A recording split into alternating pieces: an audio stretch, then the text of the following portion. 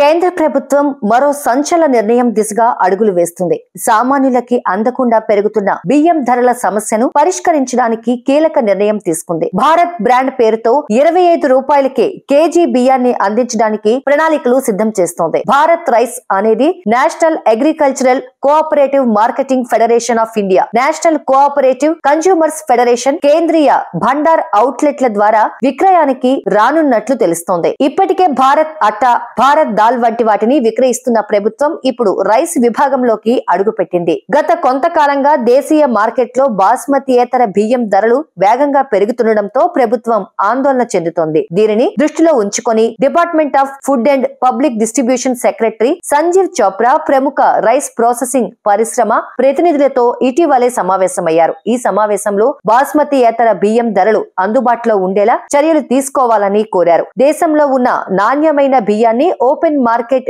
Sales scheme కింద 29 రూపాయలకే ప్రాసెసర్లకు అందజేస్తున్నారు. అయితే ఇదే బియ్యాన్ని వారు మార్కెట్ లో 50 వరకు విక్రయిస్తున్నారని, దీనిని దృష్టిలో ఉంచుకొని ఆదేశాలను జారీ చేయడం జరిగిందని వెల్లడించారు. ఇక కేజీ 27 చొప్పున కేంద్ర ప్రభుత్వం ఇటీవలే భారత్ అట్టాను విడుదల చేసింది. ఈ భారత్ అట్టా 10-30 కిలోల ప్యాక్లలో లభిస్తుంది. ఇది NAFED, NCCF, Safal, Mother Dairy, ఇతర సహకారక సంస్థల ద్వారా కూడా విక్రయించబడుతోంది. భారత్ అట్టా సుమారు 2000 రిటైల్ అవుట్లెట్లలో అందుబాటులో ఉంచబడింది. ఇందుకోసం 2.5 లక్షల మెట్రిక్ టన్నుల గోధుమలను ప్రభుత్వ సంస్థలకు అందుబాటులో ఉంచారు. మార్కెట్ లో నాన్ బ్రాండెడ్ పిండి ధర కిలో 30 నుండి 40 ఉండగా బ్రాండెడ్ పిండి కిలో 50 వరకు పలుకుతోంది. నిరంతరంగా పెరుగుతున్న గోధుమల ధరల కారణంగా పిండి ధర పెరిగిన దృష్ట్యా ప్రభుత్వం తక్కువ ధరకు పిండిని విక్రయించాలని నిర్ణయించింది. ప్రస్తుతం ప్రభుత్వం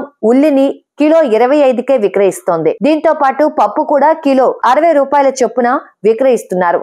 ఇదే బాటలో బియ్యం తక్కువ ధరకే అందించడానికి సిద్ధమవుతుంది.